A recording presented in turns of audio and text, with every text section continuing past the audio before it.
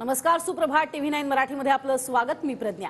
बुलेटिनच्या सुरुवातीलाच मोठी बातमी आहे. मुख्यमंत्री एकनाथ शिंदे आज विधिमंडळामध्ये मराठा आरक्षणावरती भूमिका मांडण्याची शक्यता आहे. आज नागपूरमध्ये राज्य मंत्रिमंडळाची बैठक होतीये. शिंदे समितीचा अहवाल स्वीकारल्यानंतर आजच्या या बैठकीकडे सगळ्यांचं लक्ष लागलंय. अधिक माहिती घेऊयात आमचे प्रतिनिधी गिरीश गायकवाड यांच्याकडनं. गिरीश, काय अधिक माहिती?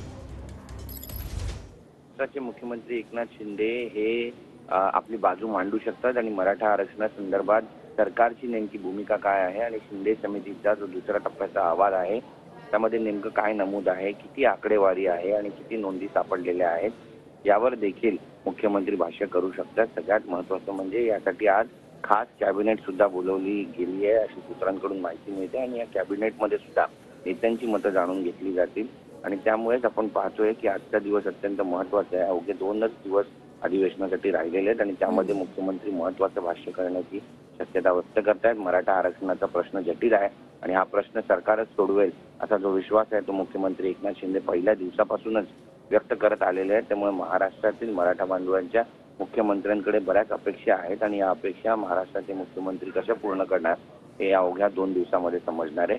त्यामुळे उत्कंठा वाढलेली आहे. तर दुसरीकडे नक्कीच गिरीश, तुर्तास धन्यवाद या संपूर्ण सविस्तर माहितीसाठी.